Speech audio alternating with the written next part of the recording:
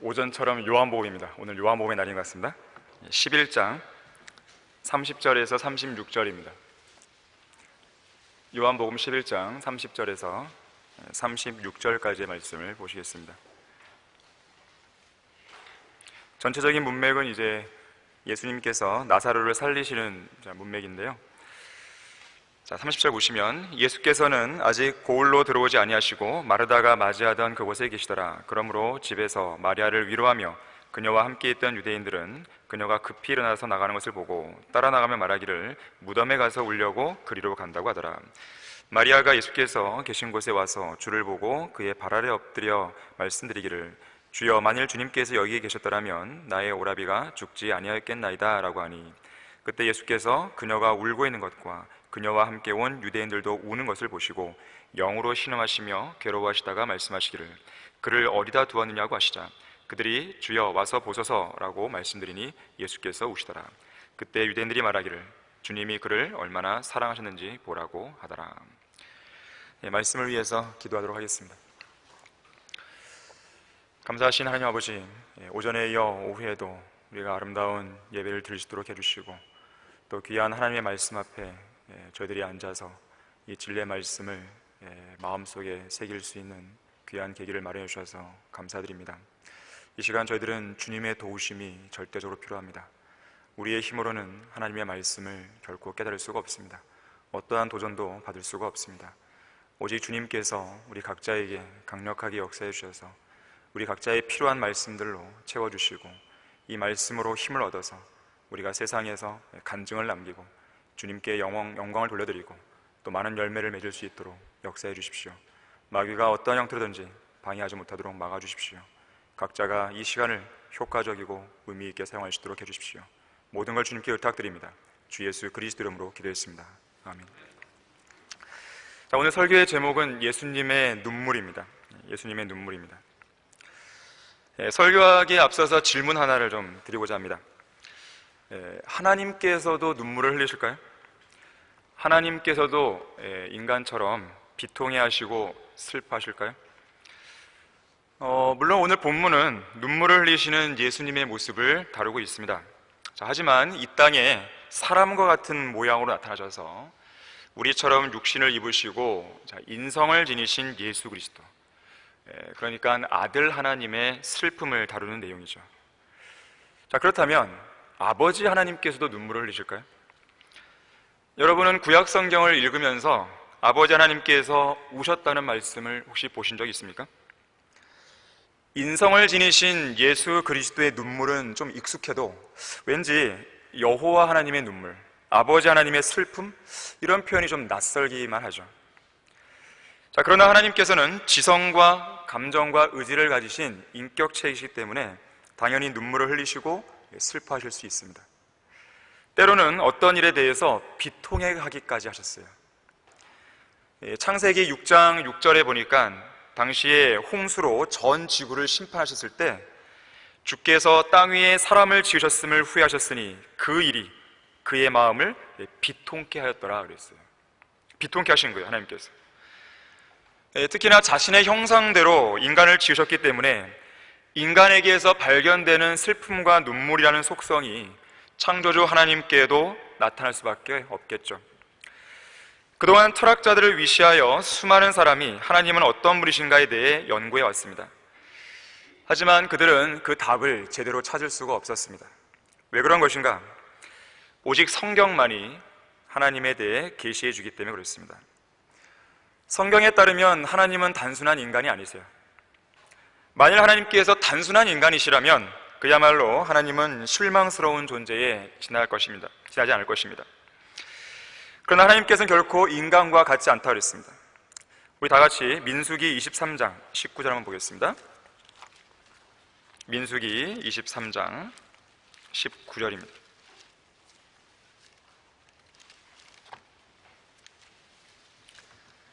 하나님은 사람이 아니시니 거짓말하지 않으시며 또 사람의 아들이 아니시니 후회가 없으시도다. 그분이 말씀하신 것을 행하지 않으시랴 또한 이루신 것을 이루지 않으시라. 하나님은 결코 인간과 같지 않아요. 인간처럼 불완전한 분도 아닙니다. 각종 신화에 나오는 신들이나 세상 철학과 종교들이 만들어낸 그런 불완전한 신들 중에 하나가 아니에요. 자, 그러한 신들은 누가 만든 것이죠? 타락한 인간들이 그들의 타락한 생각과 망상으로 만들어낸 가짜 신들일 뿐입니다. 사람들은 인간들이 만들어낸 신들을 각자 구미에 맞게 고르죠. 그리고 평생 가지고 놀다가 지옥으로 가고 있습니다. 그러한 신들은 결코 인간을 구원할 수 없어요. 자, 그들은 결코 성경에서 말씀하시는 하나님을 만난 적이 없어요. 사탄에게 속은 것이죠. 오늘날 세상학자들이 생각하는 하나님의 자격 기준이 있어요. 하나님의 자격 기준은 어떠하냐면 인간적인 느낌이나 감정이 없는 신이어야 돼요. 그들은 살아계신 하나님이 아니라 죽은 하나님이어야 돼요. 그들은 살아계시더라도 인간의 삶에는 관여하지 않는 하나님이어야 됩니다. 그야말로 어떤 인격도 없는 우상으로서의 하나님만을 이들은 원하고 있어요. 왜 그런 것인가? 그래야만 제멋대로 죄를 지을 수 있기 때문에 그렇습니다. 제멋대로 정욕을 채울 수 있기 때문에 그래요. 살아계신 하나님이 우리를 간섭하는 게 싫다 이거죠. 그래서 인류의 역사 속에서 계속해서 하나님을 밀어내고 있는 것입니다.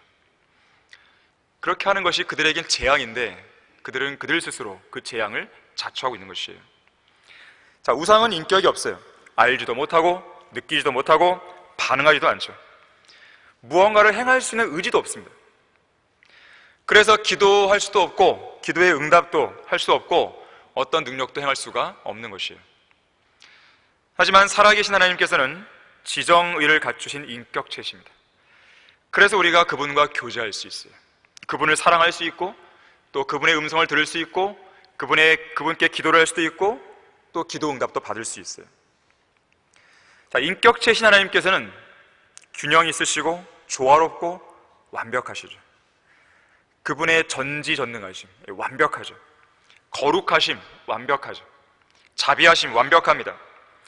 하나님의 사랑 위대하고 완벽합니다. 동시에 그분의 공의 또한 죄에 대해 반드시 책임을 물으실 만큼 완벽하고 영원한 것이죠. 그분의 의 완벽합니다. 사랑 완벽하고 질투 역시 완벽합니다. 그분의 슬픔 역시나 완벽해요. 그래서 하나님께서는 그분의 성도들을 사랑하시고 때로는 그들 때문에 눈물을 흘리기도 하시요. 때로는 어머니처럼 사랑을 베푸시기도 하고 때로는 아버지처럼 사랑하시기도 합니다. 하나님께서는 자신을 두려워하는 자들을 불쌍히 여기세요. 통회하는 자들을, 진정으로 회개하는 사람들을 자상하게 돌보십니다. 그분을 떠나서 저 멀리 저 먼 곳에서 방황했다가 다시 회개하고 돌아온 자들을 가엾게 여기시고 두 팔 벌려 안아주시는 분이세요. 하나님의 선하심과 관용과 오래 참으심의 풍성함을 무시하는 죄인들, 또한 그들을 회개하도록 이끄시는 하나님의 초청을 거부하고 저항하는 그러한 죄인들을 향해서 하나님은 화를 내시고 분노하시고 진노하기도 하지만 또 다른 한편으로는 비통해 하시고 슬퍼하시고 가엾게 여기시는 거예요.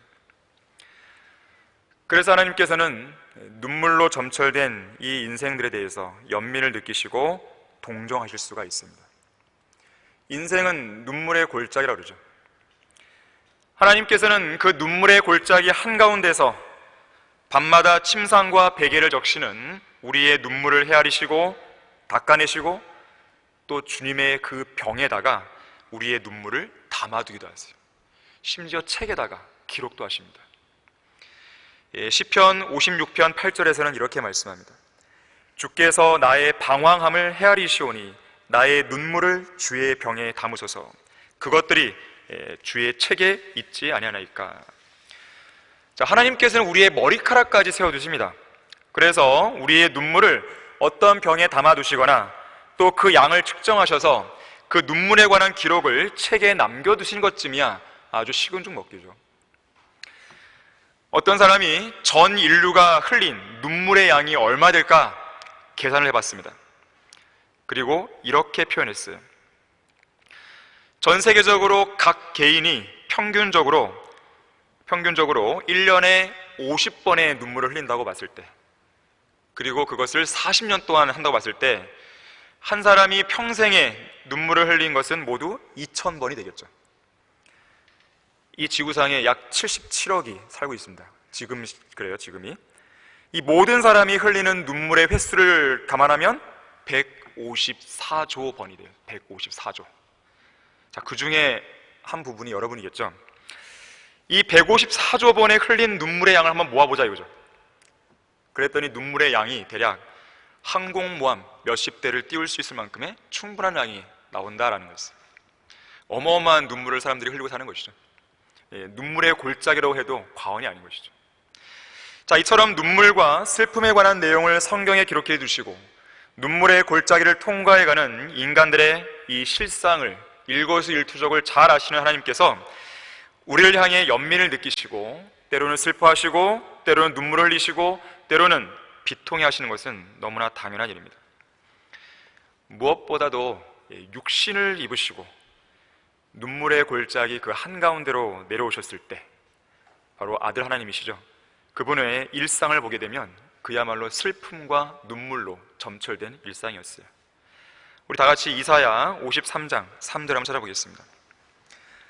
이 땅에 육신을 입고 오신 예수 그리스도를 한마디로 이렇게 표현했어요.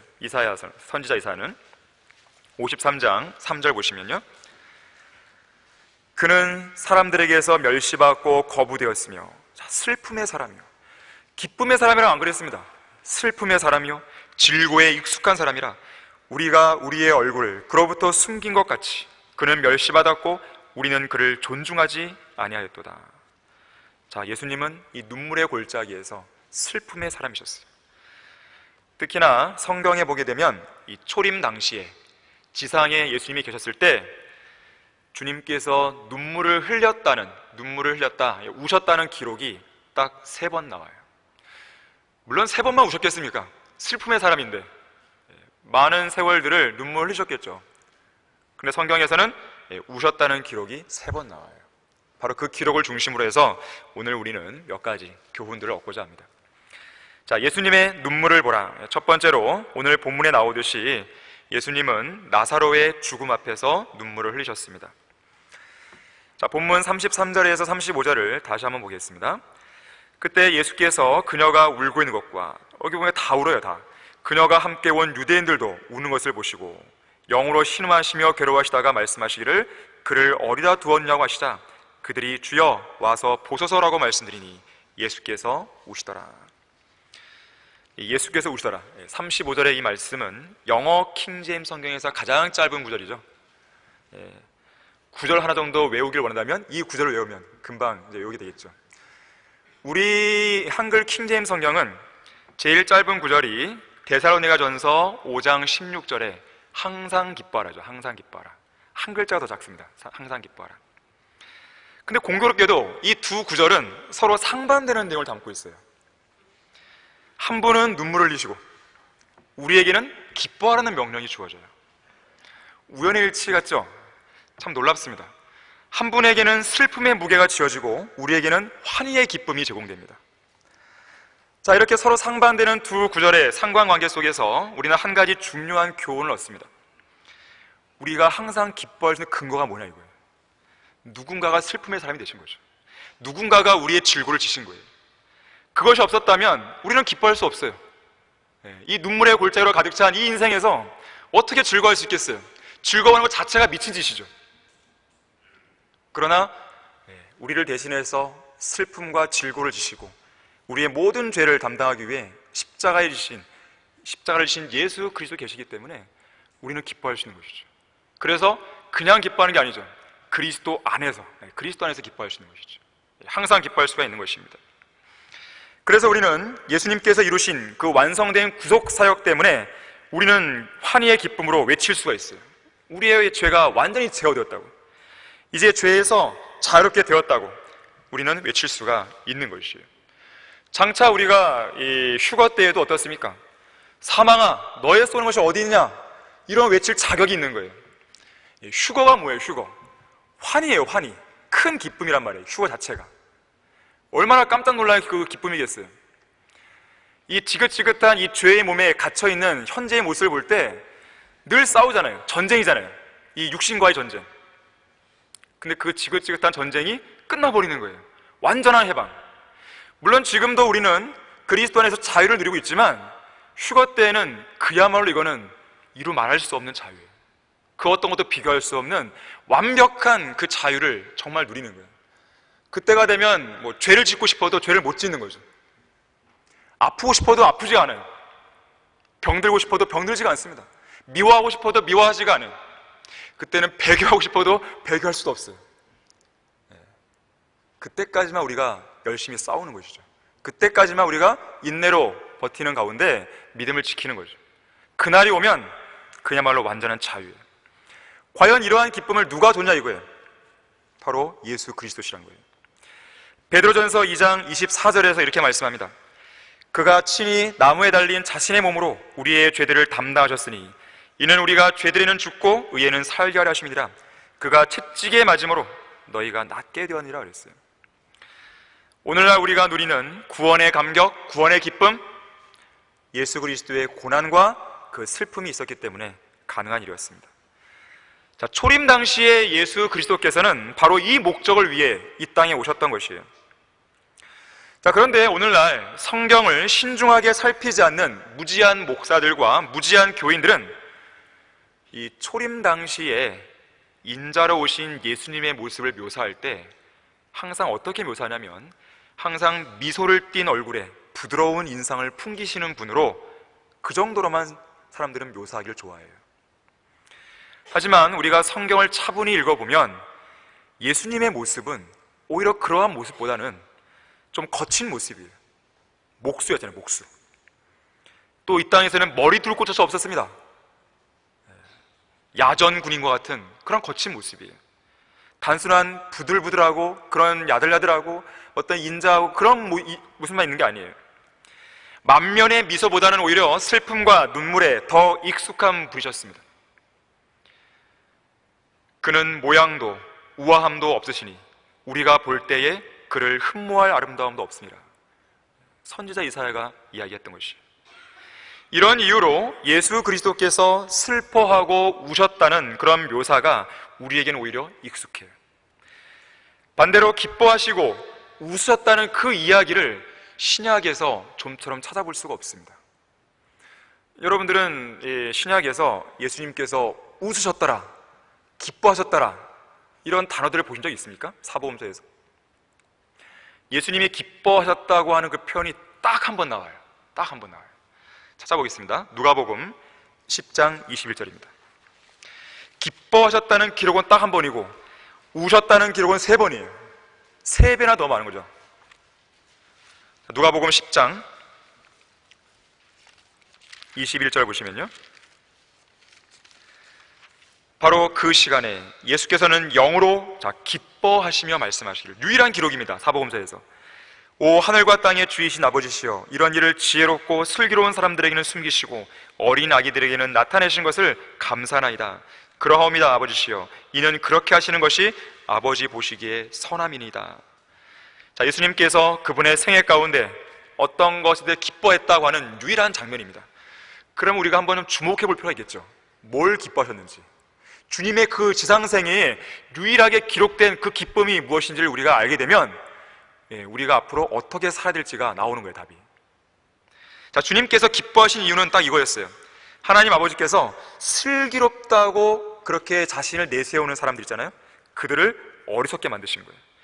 반대로 이 세상에서는 어리석은 사람들을 슬기롭게 만드신 이 부분을 예수님은 기뻐하셨던 것입니다.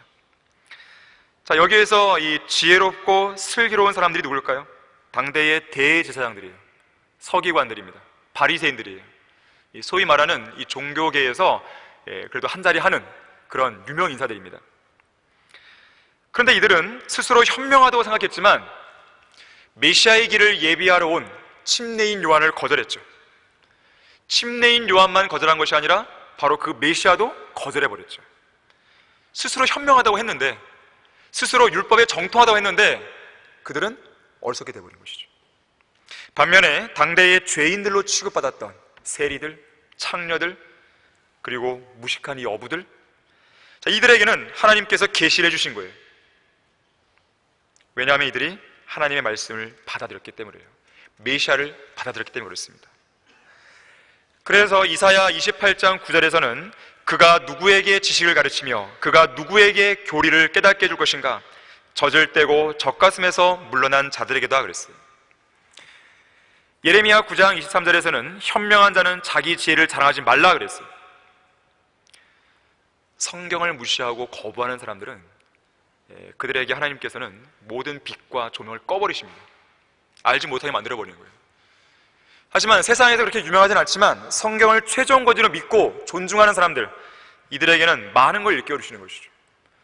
그래서 여러분들이 많이 알고 있고 많이 성장이 있는 거예요. 다른 어떤 교회들보다도, 다른 어떤 신학자나 어떤 목사들보다도 많이 성장이 있는 것이에요. 그것이 이 교회의 힘입니다. 힘이라고 하는 것은 지식에서 나오는 거예요. 지식에서, 성경적인 지식에서 나오는 거예요. 왜 우리가 담대할 수 있죠? 우리가 세상적인 지식은 부족해도 왜 우리가 세상 사람들 앞에서 그들을 호령하는 가운데 복음을 그렇게 담대하게 전할 수가 있는 거죠? 무슨 자신감이 그렇게 나오는 거죠? 성경적인 지식이에요. 그만큼 여러분들이 알고 있는 성경의 지식이 여러분을 그렇게 만들어드린 거예요. 만들어준 거란 말이에요. 부지런히 그 성경의 지식을 무장했을 때에 각 개인이 강성해질 수 있는 것이고 교회가 강성해질 수 있는 것이에요. 다른 데 있는 것이 아닙니다. 무슨 걸기 대회를 하고 프랭카드 붙여가면서 부흥회를 열고 아주 기이한 어떤 행사들을 해가면서 그렇게 사람들을 끌어모으고 뭔가를 하는 게 아니에요. 여러분 각자가 부지런히, 그것이 교회 안에서든지 아니면 집안에서든지 개인적으로 부지런히 성경을 읽고 묵상하고 공부하면, 그리고 그것을 있는 그대로 믿으면 그 자체로서 여러분이 성장하는 거예요. 그리고 그 자체로 성장해서 여러분 각자의 몫을 행하게 되는 것이고, 여러분 각자의 위치에서 제 몫을 해나갈 때 교회는 자연스럽게 강성해지는 것이에요. 다른 게 없습니다. 그래서 이 강단에서 계속 강조하는 것이 성경을 공부하라고 하는 거예요. 다른 게 아닙니다. 여러분 스스로를 지키기 위한 것이에요. 바로 이러한 것을 예수님은 기뻐하신 것입니다. 하지만 이 기록 외에는 예수님이 기뻐했다는 기록을 찾아볼 수가 없어요. 왜냐하면 예수님은 슬픔의 사람이셨지 기쁨의 사람은 아니셨기 때문에 그렇습니다. 슬픔의 사람으로서 여기 본문에 나오는 나사로의 죽음 앞에서 눈물을 흘리신 것입니다. 앞서 얘기했듯이 인생은 눈물의 골짜기라고 그랬어요. 우리는 태어나면서부터 울잖아요. 태어나면서부터 울음으로 인생을 시작합니다. 배고파서 울고, 쉬를 싸고 똥을 쌌으니 기저귀를 갈아달라고 울고, 무릎과 팔꿈치가 까져서 울기도 하고, 손가락이 문짝에 끼고, 공놀이 하다가 팔다리가 부러서 울기도 하고, 병에 걸려서 울기도 하고, 시험을 망쳐서 울기도 하고, 실직해서 울기도 하고, 누군가를 사랑하다가 차이는 바람에 마치 세상이 모두 끝난 것처럼 자기 연민에 빠져 눈물을 흘리기도 하고, 아이를 낳은 기쁨에 행복한 눈물을 흘리기도 하고, 때로는 감동과 기쁨의 눈물을 흘리기도 합니다. 그런가 하면 군인들이 흘리는 눈물이 있고, 또 올림픽에서 금메달을 딴 운동선수가 흘리는 눈물도 있어요. 고문과 박해를 견뎠던 그리스도인의 눈물도 있겠죠. 낙심, 좌절, 고통, 외로움, 비탄, 분노, 그야말로 우리는 때때로 눈물이 우리의 뒷뺨을 타고 빗물처럼 하염없이 흘러내릴 때가 있는 것이죠. 시편 80편 5절에서는 이렇게까지 말씀하세요. 하나님께서 우리를 눈물의 빵으로 양육하셨다. 많은 눈물을 마시게 한다. 눈물 젖은 초코파이를 먹자는 사람은 군대를 논하지 말라는 얘가 있잖아요. 얼마나 이 눈물이 인생의 골짜기였으면, 또 군대 안에서의 골짜기였으면 그런 말이 나오겠습니까? 특히 부모나 배우자 또는 자녀들을 땅에 묻어야만 하는 사별의 슬픔도 있죠. 이 사별의 슬픔은 그 어떤 슬픔보다도 오래 가는 거예요. 때로는 한두 달로 안 됩니다. 때로는 1, 2년도 안 돼요. 너무 극심하면 아예 그 사람 남은 생일을 계속 발목을 잡는 경우도 있는 것이죠. 평생 괴롭히는 것이죠. 이 버마의 선교사로 갔었던 아도니람 저드슨, 그의 사랑하는 아내이자 또 신실한 동역자이자 또 그가 감옥에 갇혔을 때 늘 감옥에 있던 자신을 찾아와주고 또 그 사이에 가정에 있는 아이들을 돌보고 그렇게 신실하고 헌신적으로 섬겼던 아내 앤이 죽었어요. 너무나 그 힘든 고된 생활 가운데서. 아내뿐만 아니라 자기의 첫 번째 아기, 세 번째 아기까지 죽습니다. 이러한 이 상실감을 얻게 된 버마의 아도니람 저드슨, 2년 이상을 극심한 좌절감 속에서 사람들과의 만남을 끊고 지냈다 그래요. 심지어 어느 정도까지 내려갔냐면 아예 그 아내 무덤가에서 자리를 떠나지 않았다 그래요. 얼마나 그 마음이 아팠으면 그랬을까요? 만약 그 사이에 하나님의 위로의 손길이 없었다면 아마도 저드슨의 선교 사역과 열매는 그걸로 끝이었을 것이에요. 여러분 가운데 슬픔에 직면한 사람이 있습니까? 자, 하나님께서는 그 슬픔과 눈물을 헤아리시는 분이에요. 자, 예수님은 나사로의 죽음 앞에서 우셨어요. 우리의 대제사장이신 예수님께서는 우리의 슬픔과 연약함을 동정할 수 있는 분이세요. 이걸 믿으셔야 됩니다. 완전한 인간이셨던 예수님께서 사랑하는 친구로 불리는 이 나사로의 죽음 앞에서 눈물을 흘리신 것은 어찌 보면 당연한 인지상정의 결과였을지 몰라요. 하지만 주님께서 우신 것은 단순히 그 정도 때문에 우신 건 아니에요. 왜냐하면 예수님은 하나님이시잖아요. 단순한 인간이 아니세요. 더 근본적인 이유가 있었는데 그것은 이 죄의 삭슨 사망대로 죄의 결과로 인해 나사로의 혼에 드리워진 죽음의 그림자 때문에 그렇습니다. 사실 예수님이 오신 목적은 그 죽음의 문제를 해결하기 오셨죠. 그런데 이 나사로의 혼에 그 죽음의 그림자가 덮여 있는 것이죠. 하지만 그것으로 예수님은 끝난 게 아니에요. 한 걸음 더 나아가십니다. 오히려 예수님께서는 나사로의 죽음을 아버지 하나님의 뜻이었다는 걸 알고 있었어요. 무엇을 위해서? 하나님의 영광을 위해서. 왜 그럴까요? 이제 곧 예수님이 살리실 거기 때문에. 의도적인 죽음이었던 것이죠. 그래서 어찌 보면 나사로의 이 죽음은 하나님 아버지의 뜻에 따른 죽음이었고, 또 나사로를 살리신 것도 하나님의 뜻과 사랑 가운데 이루어진 거 아니겠습니까? 바로 그것에 대한 감격의 눈물이도 한 거예요. 그러한 눈물 가운데서 예수님께서는 우셨던 것입니다. 이 미국 플로리다주 파나마시에 마가렛 홀덴이라는 젊은 여인이 있었습니다.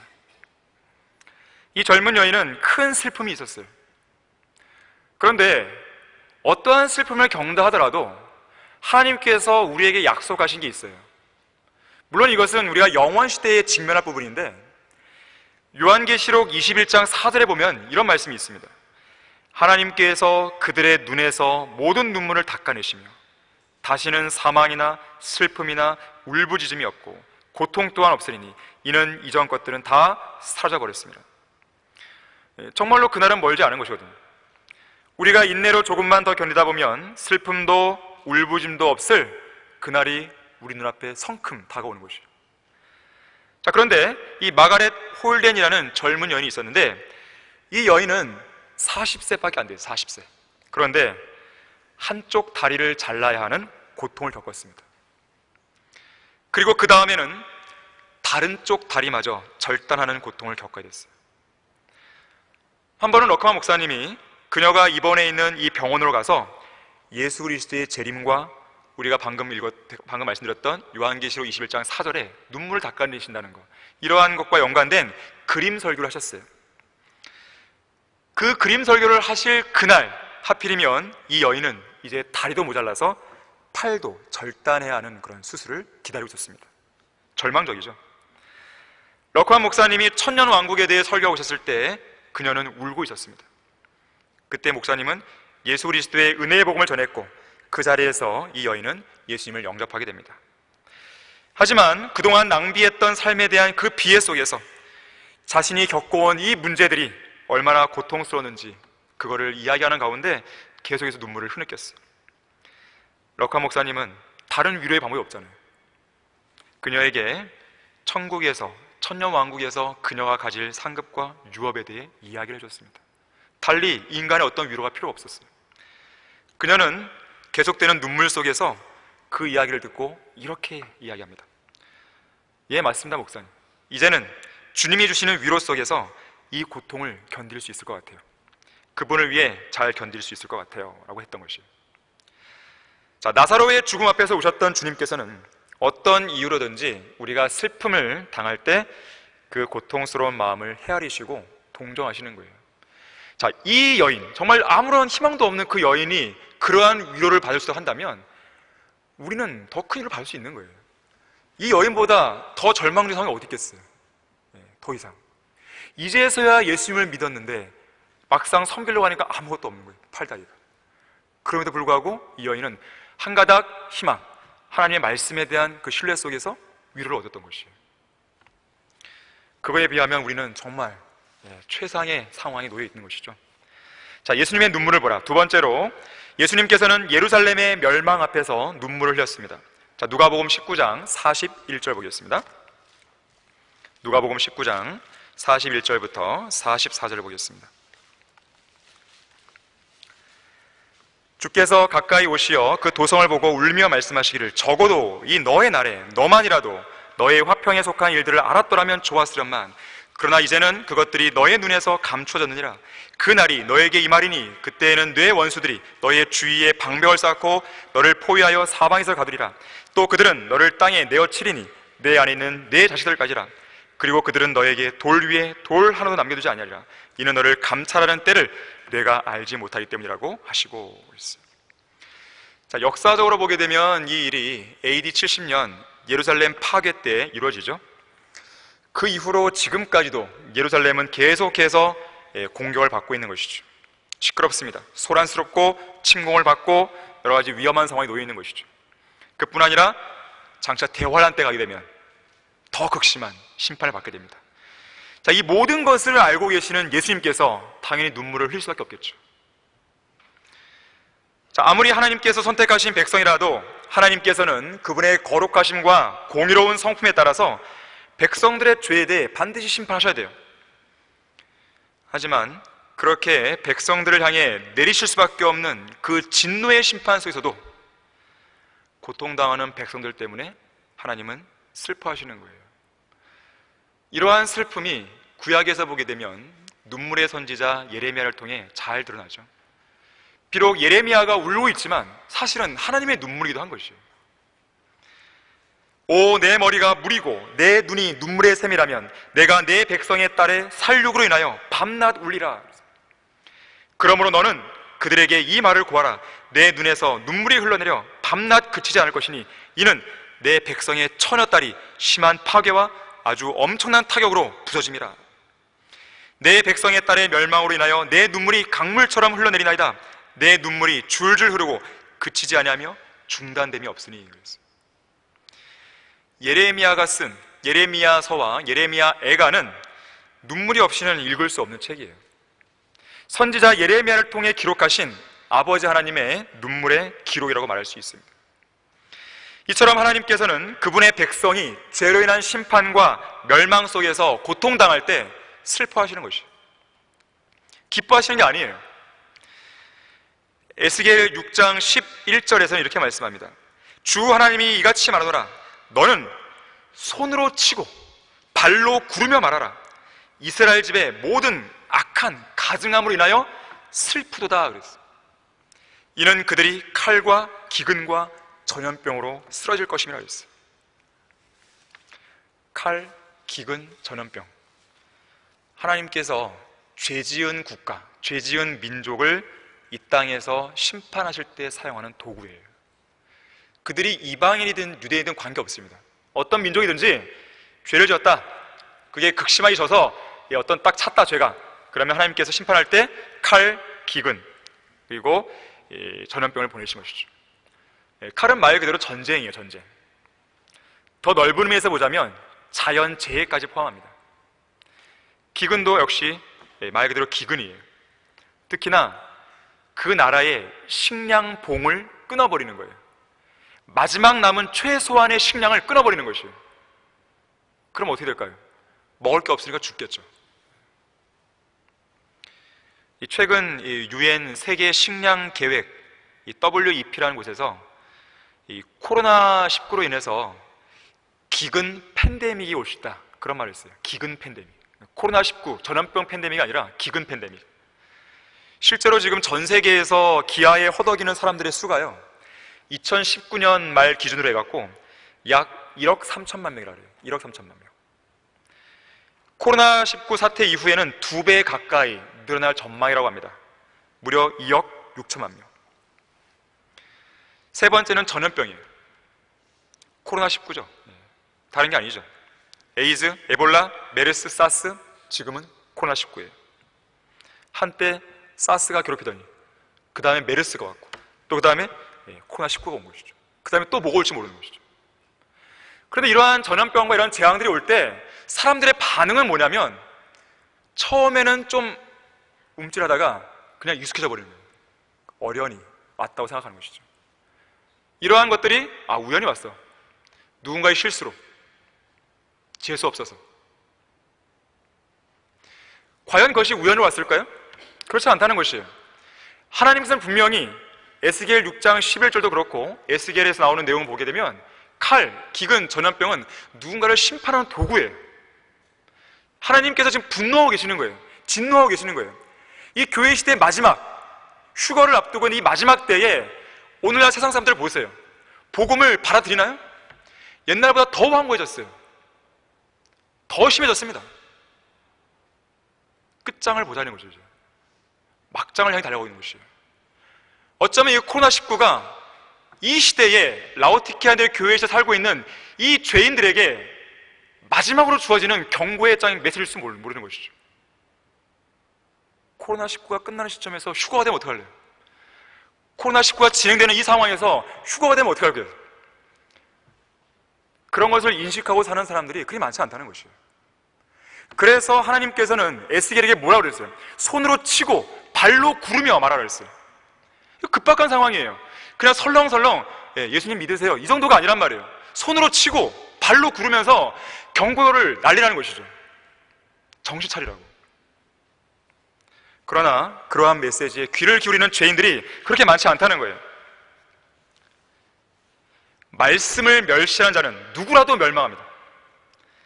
나를 존중하는 자들을 내가 존중하고 나를 멸시하는 자들을 내가 소홀히 여기라 했어요.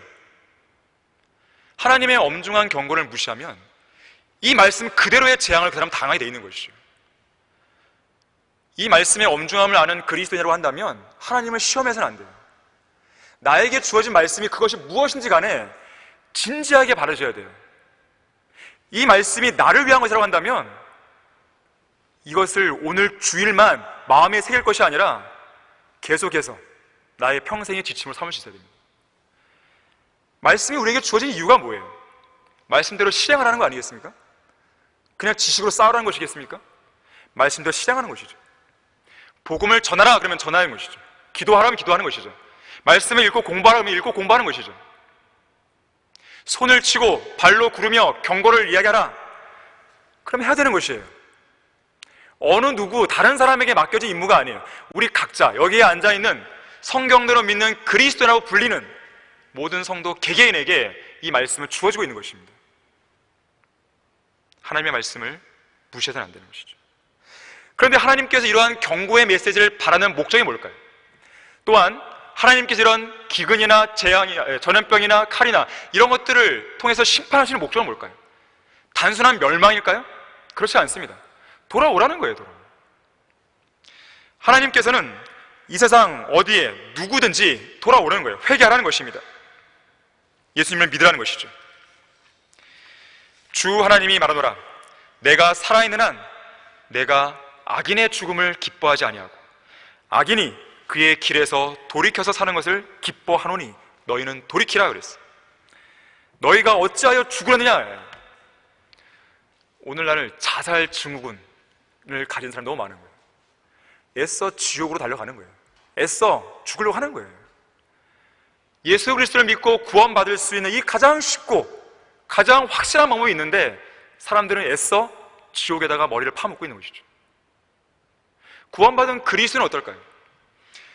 하나님 앞에서 상급과 유업을 받을 수 있고 풍성한 삶을 살 수 있는 방법이 있는데 애써 그 길을 피하는 거예요. 그러면서 어려운 길을 택하는 것이죠. 고생의 길을 가는 것이죠. 진리를 위한 고난이 아니라 육신적으로 살았기 때문에 죄를 짓고 살았기 때문에 고난을 자초하는 것이죠. 이스라엘 백성들이 광야에서 40년 동안 있을 필요가 없었어요. 얼마 동안만 있다가 카데스 바네아 그 지점에서 올라갔으면 되는 것이죠. 하지만 그들은 거기서 실패했죠. 믿음을 잃어버렸죠. 결국 40년 동안 불필요한 방황을 한 것이에요. 자, 우리가 불필요한 방황을 할 필요 없습니다. 하나님께서 우리의 어떤 연단과 시험을 위해서 때로는 고난감 넣을 수 있어요. 하지만 내 자신이 믿음이 없어갖고 혹은 나의 죄로 인해서 그 고난의 길을 연장시킬 필요가 없는 것이에요. 우리에게는 많은 시간이 남아있는 게 아닙니다. 자, 이러한 재앙들이 있을 때 구원받지 않은 죄인들만 돌아볼 게 아니에요. 과연 나는 이 시대에 마지막 시대를 살고 있는 그리스도인으로서 제대로 살고 있냐 이거죠. 이걸 돌아보지 못한다면 재앙은 내리나 마나 없으나 마나 의미가 없는 것이에요. 하나님께서 왜 이런 재앙들을 주시겠어요? 인간들이 깨달으는 거 아니겠어요? 깨달으는 거, 돌아오라는 것이죠. 구원받지 않았으면 구원받으라는 것이고, 제대로 안 살았으면 제대로 살라는 하나님의 그런 신호인 것이죠. 그러나 하나님께서는 그렇게 죄인들이 받아야 할 심판과 멸망을 지켜보실 때 마냥 기뻐하시는 건 아닙니다. 슬퍼하시는 것이에요. 돌아오길 기다리시는 것입니다. 여러분은 슬퍼하시는 하나님의 마음을 진심으로 헤아리고 있습니까? 우리는 하나님께서 슬퍼하실 때 우리도 함께 슬퍼해야 돼요. 하나님이 기뻐하실 때 우리도 기뻐해야 돼요. 예루살렘 도성을 보며 우셨던 예수님의 모습을 우리도 헤아리면서 이 민족의 멸망을 돌아봐야 돼요. 이 땅에 임하고 있는, 물론 전세적인 재앙이긴 하지만 특히 이 땅에 임하고 있는 이런 상황들을 돌아볼 때 안타까운 마음을 가져야 되는 것이죠. 때로는 하나님처럼 의로운 분노를 느껴야 되고, 때로는 하나님처럼 그 마음을 함께 해야 돼요. 함께 반응하고 함께 동의할 수 있는 그런 성도가 되어야 됩니다. 만약 우리 성경대로 믿는 그리스도인들마저도 손으로 치고 발을 구르면서 하나님의 슬픔과 그 마음을 헤아리지 못한 채 그렇게 경고를 전하지 않는다면 이 나라는 희망이 없는 거죠. 그래도 우리가 아까 거리 설교했던 분들을 우리가 소개했지만 이 교회 안에서 성경대로 믿고 실행하려고 하고 있고 부지런히 복음을 전하려고 하는 사람들이 있기 때문에 하나님께서는 그 유예 기간을 좀 더 주시는 거예요. 좀 더.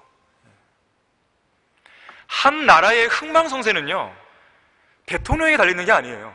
잠언 28장 2절에 나와 있지만 지식과 명철이는 한 사람 때문에 오래 가는 거예요. 그들이 누구겠어요? 여기에 앉아있는 성경대로 믿는 그리스도인들입니다. 유일한 희망이에요.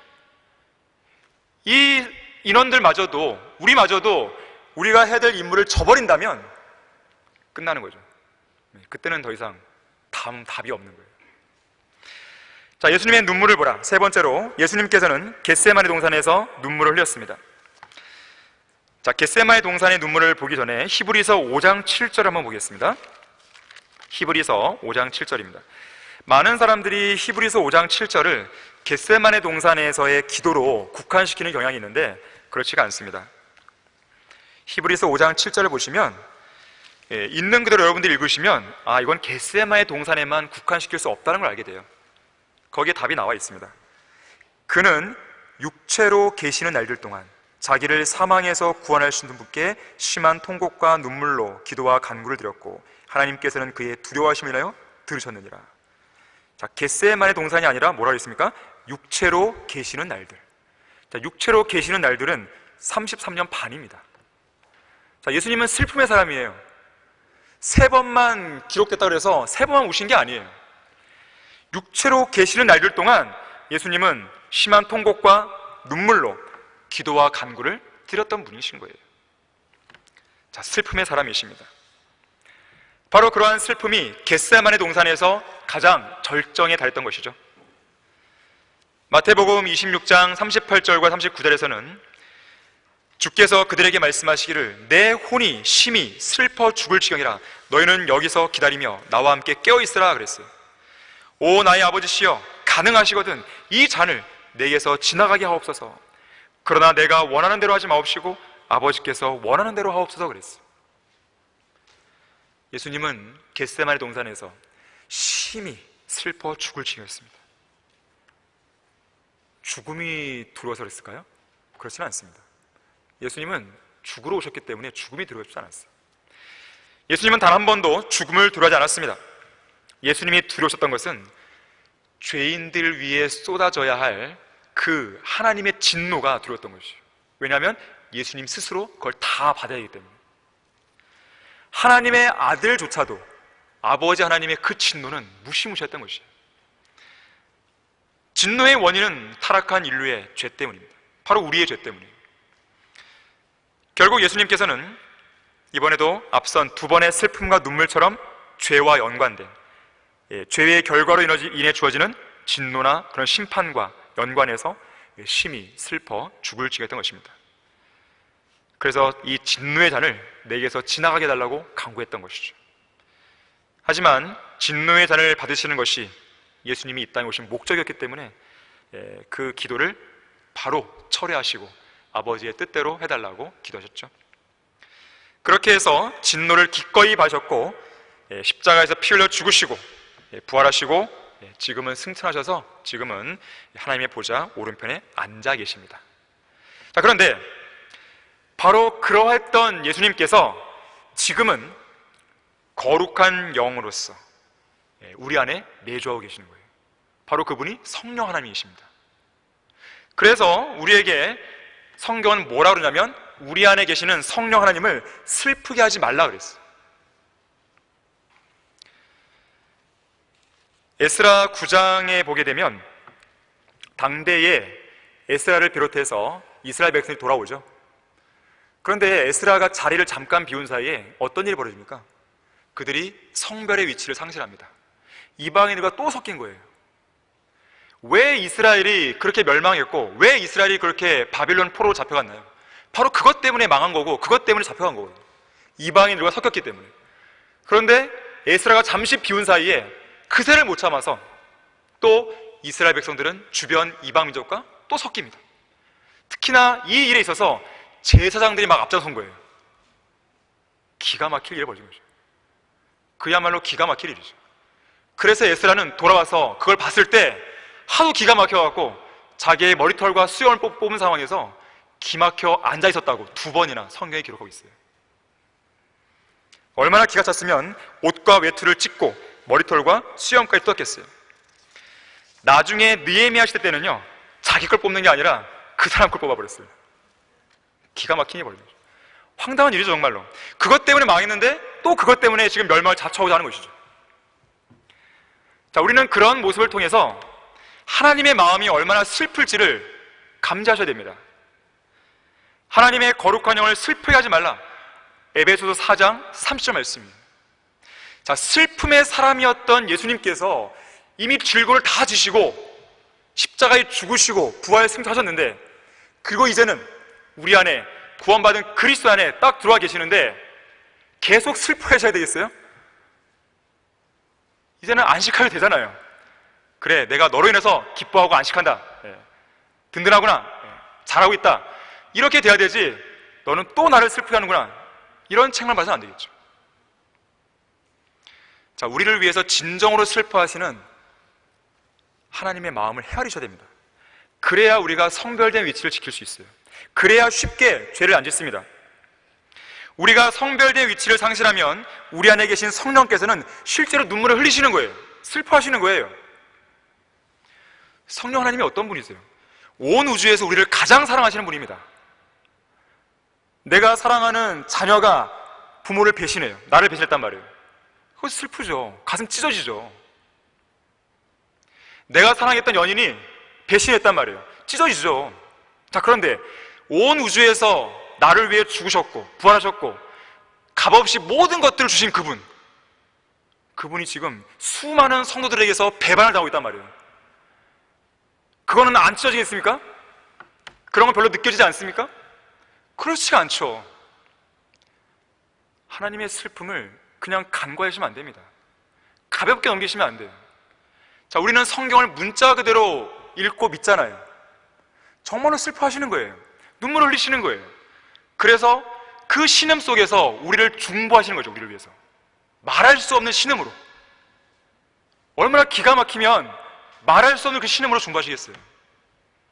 그런 기가 막힌 장면들을 우리는 연출해서는 안 됩니다. 자, 성별과 분리는 그리스도인에게서 매우 중요한 문제예요. 구약이나 신약이나 언제 어느 때든지 강조되어 왔던 주제입니다. 특히 구약 시대에 하나님께서는 우상 숭배로 더럽혀진 그 성전을 어떻게 하셨습니까? 떠나버리셨어요. 그거를 뭐라 그래요? 이카봇. 하나님의 영광이 떠나버렸다. 하나님의 영광이 떠나버린 성전은 성전으로서의 기능을 상실합니다. 거기서 아무리 제사를 드려봤자 소용이 없어요. 결국 그 성전이 어떻게 됩니까? 나중에 성전이 파괴되는 거예요. 멸망하는 것이에요. AD 70년에는 돌 위에 돌 하나 남지 않고 다 부서지는 것이죠. 자, 이 시대의 성전은 뭐죠? 몸이죠. 몸이죠. 자, 이 성전이 성별되어야 되는데 성별되지 못했을 때 어떤 결과가 벌어질까요?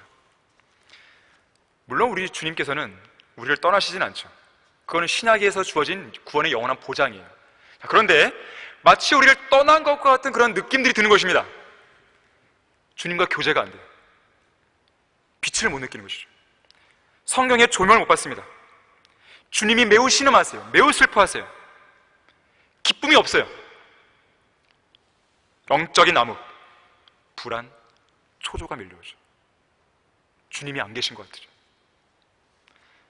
자, 그러한 상태가 계속 진행되면 어떻게 될까요? 구약의 성전은 멸망했어요.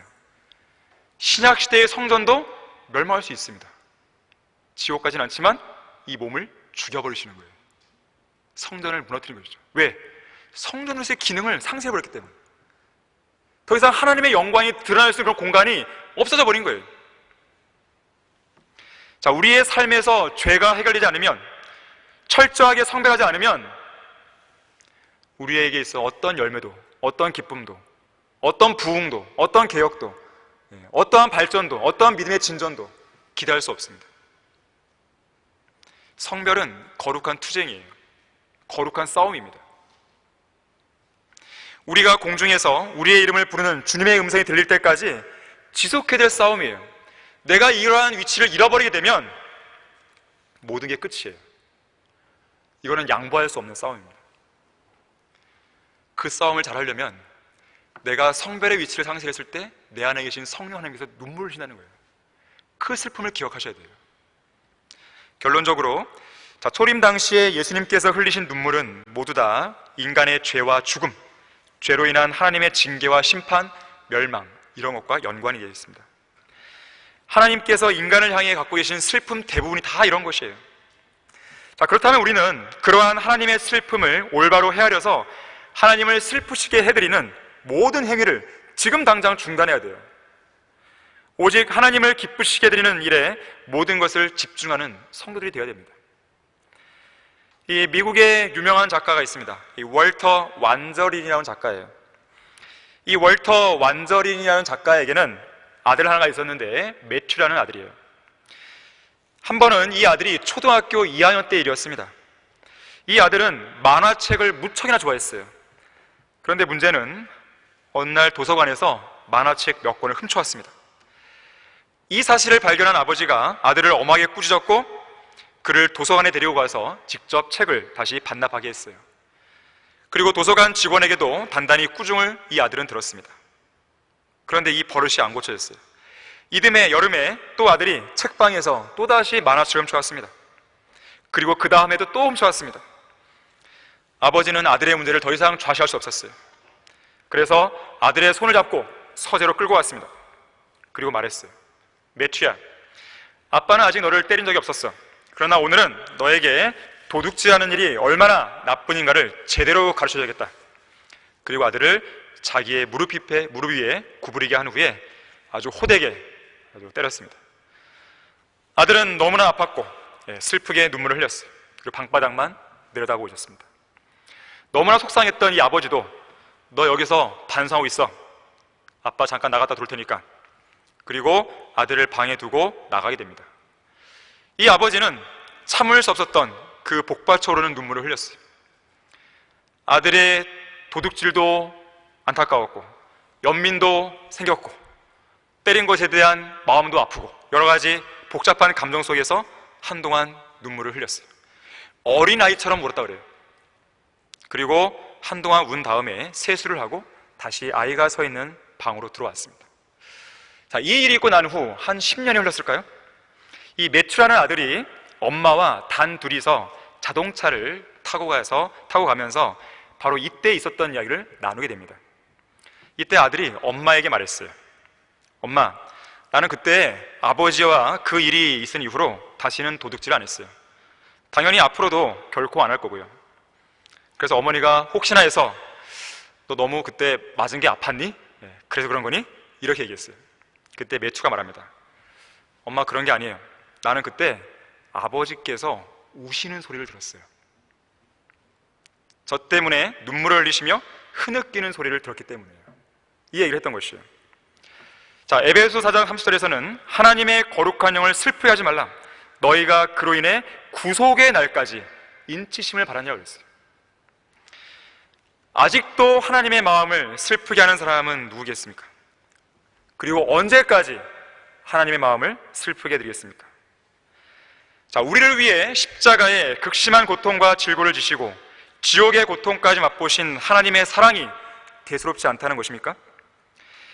지금까지 우리의 죄로 인해 징계하시되 슬픔의 눈물 속에서 징계하신 그런 하나님의 비통한 마음이 아무렇지도 않게 느껴지세요? 화인 맞은 양심이에요. 그거는 무뎌진 양심입니다. 그러한 양심을 예수 그리스도의 보혈로 씻고 선하고 순수한 양심을 소유해야 돼요. 그렇게 되면 그 순수한 양심 속에 비춰진 하나님의 슬픔이 무엇인지를 알게 됩니다. 그리고 다시는 그 슬픔을 하나님께 안겨드리지 않겠다는 그런 새로운 결심이 여러분 안에서 복받쳐 오를 것이에요. 그렇게만 된다면 우리에게는 다시 한 번 더 그리스도인의 가능성을 가지고 새로운 출발을 할 수 있는 것이에요. 모두 다 그렇게 되기를 바랍니다. 기도하겠습니다. 감사하신 주 하나님 아버지, 항상 저희를 사랑해 주시고 연민을 느끼시고 우리를 보호하시고 또 우리를 사랑하시고 선하게 인도해 주시는 그 손길로 인해서 감사드립니다. 우리 모든 성도들이 오늘 이 시간 들었던 이 말씀을 마음에 잘 새기고 더 이상 우리가 똑같은 실수나 똑같은 죄를, 나쁜 습관을 반복하지 않도록 해주십시오. 우리가 정상적인 궤도에 올라서 주님을 신실하게 섬기고 그리고 휴거 때 아주 즐겁고 영광스럽게 주님을 맞이할 수 있도록 인도해 주시기 원합니다. 돌아가는 발걸음도 안전하게 지켜주십시오. 주 예수 그리스도 이름으로 기도했습니다. 아멘. 우리 다 같이